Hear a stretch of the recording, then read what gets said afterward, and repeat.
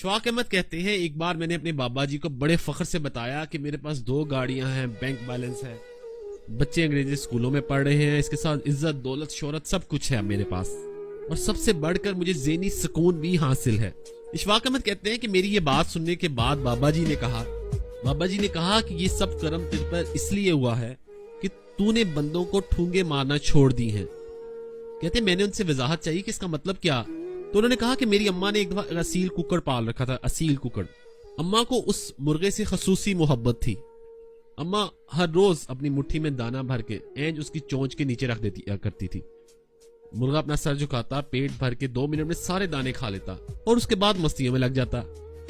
वो कहते हैं, बाबा जी कहने लगे कि मैं रोज सोचता था कि कुकड़ कितना खुशनसीब है कि बगैर मेहनत के अम्मा इसे रोज दाने डाल देती है। वो कहते हैं कि एक दिन मैं सेहन में बैठा कुछ पढ़ रहा था कि हस्बे मामूल अम्मा आई, उन्होंने दाने से अपना हाथ बढ़ा कुकर के नीचे रख दिया।